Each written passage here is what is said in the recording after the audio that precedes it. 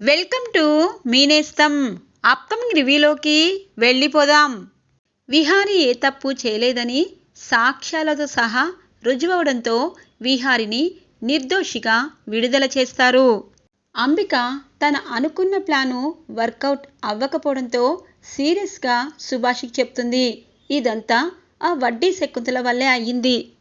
ఆ auto driver విషయంలో సరిగా పట్టించుకోపోవడంతోనే జేడీకేడి ఆటో డ్రైవర్ని కోర్టులో సబ్మిట్ చేశారు. ఇక మనం ఎన్ని ప్లాన్లు వేసినా ఫ్లాప్ అయింది. ఇప్పుడు శకుంతలని జాగ్రత్తగా ఉండమని చెప్పు. మన పేర్లు చెప్పకుండా తనని నోరు ముయించి తనకి వార్నింగ్ ఇచ్చిరా సుభాష్ అని చెప్పి అంబిక చెప్పడంతో సుభాష్ వడ్డీ శకుంతల ఇంటికి వెళ్తూ ఉంటారు. కోర్టు బయట పద్మాక్షి అలాగే ఇటువైపు సహస్ర మాట్లాడుకుంటూ ఉంటారు. అమ్మా, అసలు మనం లాయర్ గారికి ఎన్నిసార్లు ఫోన్ చేసినా లిఫ్ట్ చేయటం లేదు. అసలు ఏం జరిగింది? ఈసారి నువ్వు చెయ్యమ్మా, ఎందుకంటే బావ నిర్దోషిగా విడుదలయ్యారు.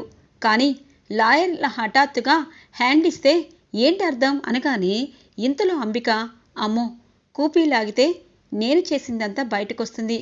అందుకే వీళ్ళ మాటల్ని డైవర్ట్ చేయాలి అని చెప్పి, అక్క ఇప్పుడు లాయర్ విషయం పక్కన పెట్టు. ఏంటి సహస్ర, ఆ బుడ్డోడి వల్లే కదా ఇదంతా జరిగింది.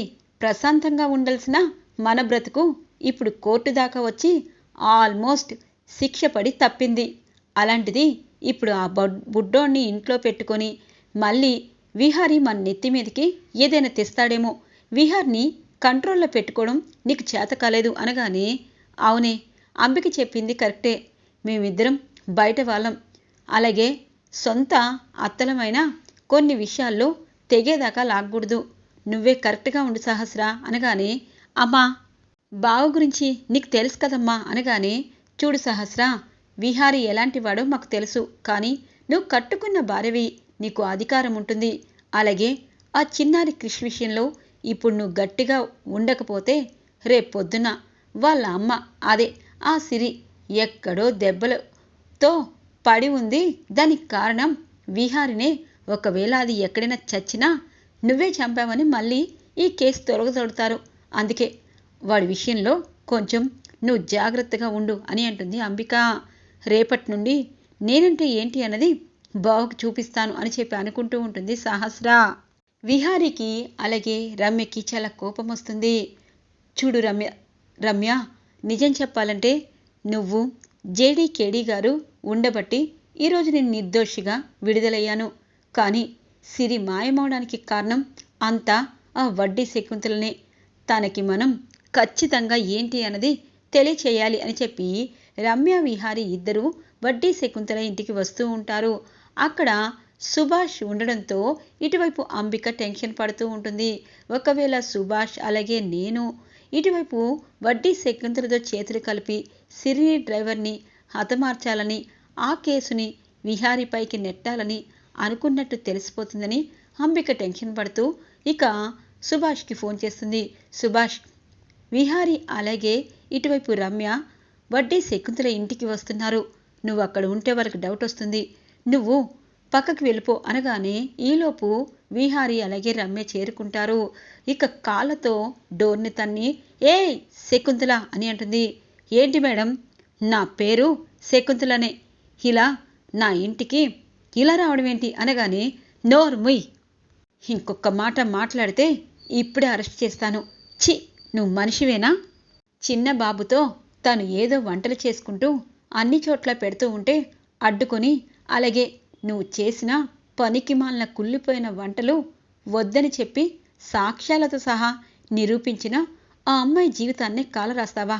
మర్యాదగా చెప్పు శకుంతల, నువ్వు సిరిని ఎక్కడ దాచావు అని అంటుంది రమ్య. మేడం, అలా అంటే కాదు, ముందు ఈవిడ్ని అరెస్ట్ చేయండి అనగానే, చూడు విహారీ, నేనే సిరిని కిడ్నాప్ చేసినట్టు మీ దగ్గర సాక్ష్యాలుంటే ఇప్పుడే తీసుకెళ్ళండి. సిరి నేను కిడ్నాప్ చేయలేదు అంటుంది.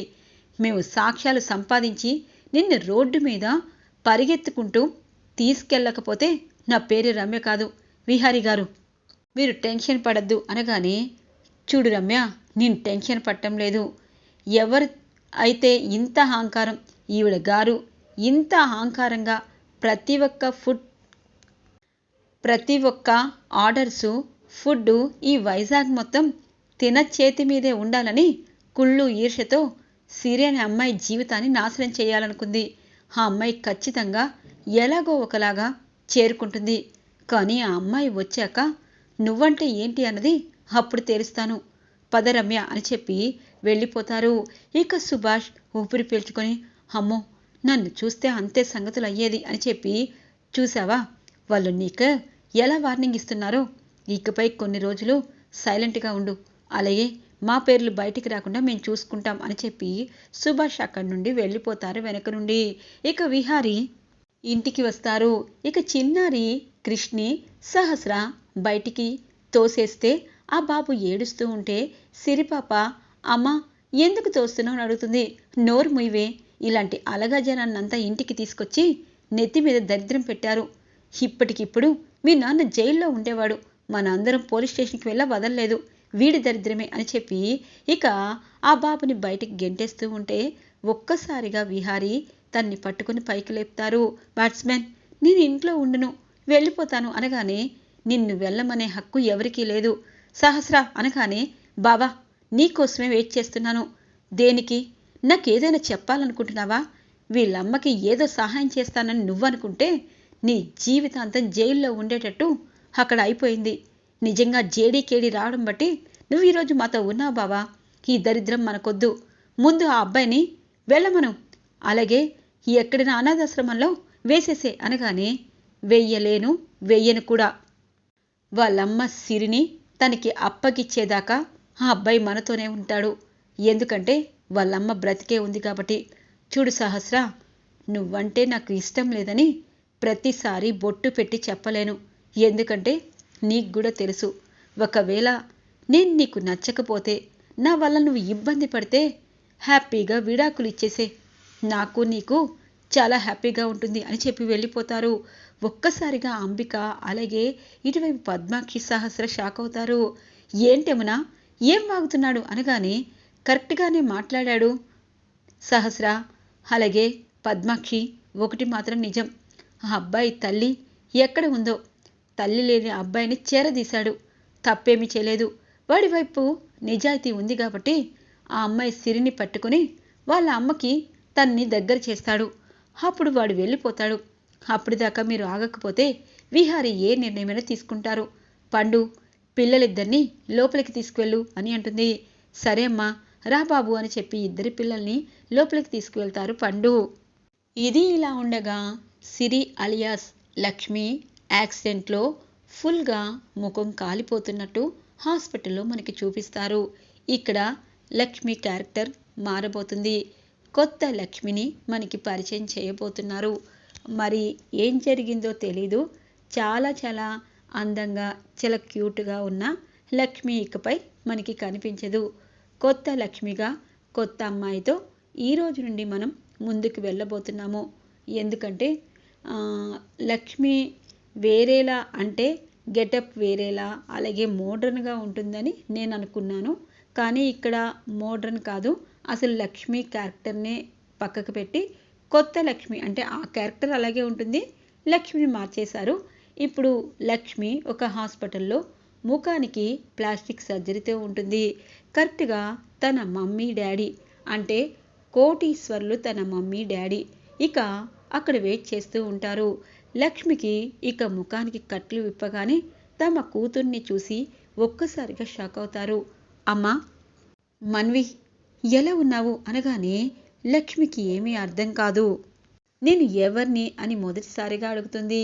ఇక డాక్టర్ వాళ్ళకి చెప్తారు, తను చాలా పెద్ద ప్రమాదం నుండి బయటపడింది, ఇప్పుడు తన వాళ్ళని కూడా గుర్తుపట్టడం లేదు, మీరు నిదానంగా తన జ్ఞాపకాల్ని గుర్తు చేయండి, అలాగే తన ప్లాస్టిక్ సర్జరీ జరిగింది కాబట్టి తన ముఖం తను చూసుకున్నా ఖచ్చితంగా బాధపడతారు, తనకి ధైర్యంగా అమ్మా నాన్న మీరే చెప్పాలి అని చెప్పి డాక్టర్ ఇక లక్ష్మి దగ్గర ఉన్న కొత్త అమ్మా నాన్నని మనకి చూపిస్తూ ఉంటారు. చాలా లాయర్ లుక్తో చాలా హుందాగా ఉంటారు వాళ్ళ అమ్మా నాన్న. ఇక లక్ష్మికి చెప్తారు, అమ్మా నీ పేరు మన్వి, కానీ నువ్వు మాపై కోపంతో ఎక్కడికో వెళ్ళిపోయావు, ఇప్పుడు హాస్పిటల్లో మాకు కనిపించావు అనగానే ఇక లక్ష్మికి ఏమన్నాలో తెలీదు. ఇక అలా ఒక 10 days అయ్యాక తన్ని హాస్పిటల్ నుండి డిశ్చార్జ్ చేసి ఇంటికి తీసుకువెళ్తారు. ఇది ఇలా ఉండగా విహారీ తను చాలా చెడు అలవాట్లకి బానిసవుతాడు కదా. ఇక ఆ రోజు నుండి సిరి అనే అమ్మాయి విషయంలో తన వల్ల మార్పు రావాలనుకుంటారు. ఖచ్చితంగా క్రిష్కి వాళ్ళ అమ్మని దగ్గర చేయాలి, తన ఎక్కడున్నా నేను ఖచ్చితంగా పట్టుకొని వాళ్ళ అమ్మని తన దగ్గర చేర్చాలి అని చెప్పి ఇక తన చాలా సిన్సియర్గా లక్ష్మి విషయంలో తిరుగుతూ ఉంటారు. అలాగే పిల్లలిద్దరికీ అన్నం తినిపించడం, వాళ్ళతో కబుర్లు చెప్పుకోవడం, స్టోరీస్ చెప్పుకోవడం, అలాగే వాళ్ళ దగ్గరే పడుకోవడం, ఇలా లైఫ్ స్టైల్ అనేది విహారీది మనకి చూపిస్తూ ఉంటారు. ఇక సహస్ర అనుకుంటుంది, వీడేంటి ఈ పిల్లల్ని ఎంత ప్రేమగా చూసుకుంటున్నాడు అని చెప్పి. ఏంటి సహస్ర, విహారీ గురించి నువ్వు చాలా తక్కువగా ఆలోచిస్తున్నావు. ఈ ఇంటికి వారసుడిని నువ్వు ఇవ్వలేకపోయావు, వాణ్ణే వారసుడిని చేస్తే ఏం చేస్తావు అనగానే, పిన్ని ఎందుకు ఇలా మాట్లాడుతున్నావు, బావ నేను గట్టిగా అడుగుతుంటే విడాకులు ఇస్తానంటున్నాడు అనగానే, విడాకులు ఎలా ఇస్తాడే, వాడి చేసింది తప్పని గట్టిగా నిలదీయి అనగానే, అత్తయ్య నేను చేసింది తప్పే, పెళ్లి చేసుకున్నాను, సహస్రని పట్టించుకోలేదు. సహస్రకి చాలా జీవితం ఉంది, తను తన భర్తతో హ్యాపీగా ఉండాలనుకుంటుంది, అందుకే నేను విడాకులు ఇస్తానని అంటారు. ఏరా ఎగతాళిగా ఉందా, భార్య మంచి చెప్తూ ఉంటే విడాకులు ఇస్తానంటావేంటి అనగానే, ఏం చేయనత్తయ్యా, ఏం చేయను, ఒక పసిపిల్లవాడు తల్లి లేక ప్రశాంతంగా మన ఇంట్లో ఉండాలి అని అనుకుంటుంటే నువ్వేమో సహస్రకి ఉన్నవి లేనివి నువ్వు అంబికత్తయ్య చెప్తున్నారు. సహస్ర ఒకటి మాత్రం నిజం, పిల్లలకి మనం ఎంత ప్రేమ అందిస్తే తిరిగి అంత ప్రేమ వస్తుంది. కానీ ఒకటి మాత్రం నిజం, నా లైఫ్ అనేది చాలా మలుపులు తిరిగింది, నన్ను నువ్వు అర్థం చేసుకోలేక ఇక్కడి దాకా వచ్చింది మన జర్నీ. నిజంగా నీ లైఫ్ నేను స్పాయిల్ చేశానని అనుకుంటున్నాను, కానీ ఈ విషయంలో నాకు కూడా మీరు మోసం చేశారేమోనని డౌట్గా ఉంది అని చెప్పి అనేలోపు పిల్లలిద్దరూ స్కూల్ నుండి ఇంటికి వస్తారు. నాన్న అని చెప్పి ఇక ఇద్దరు చక్కగా విహార్ని పట్టుకొని తిరుగుతూ ఉంటారు.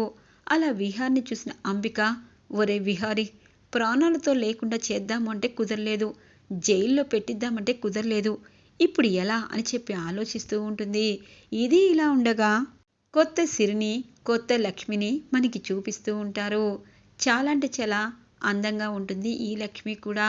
ఇక వాళ్ళ మమ్మీతో అంటుంది, నేను మీ కూతుర్నేనా, నాకు మీరు గుర్తు రావటం లేదు అనగానే, చూడమ్మా మన్వి, నువ్వు మా కూతురివే, కావాలంటే నీకు ఫోటోలు, ఆల్బమ్స్, వీడియో ఇవన్నీ చూపిస్తాను, అప్పుడు నీకు ఖచ్చితంగా గుర్తుకొస్తుంది కదా అని చెప్పి చిన్నప్పటి నుండి తను పుట్టిన మొత్తం ఫొటోస్, ఆల్బమ్స్, అలాగే టీవీలో తన ఫంక్షన్స్, అలాగే తను ఎంత ఫేమస్ అవన్నీ వాళ్ళమ్మ వీడియోలో చూపిస్తూ ఉంటుంది.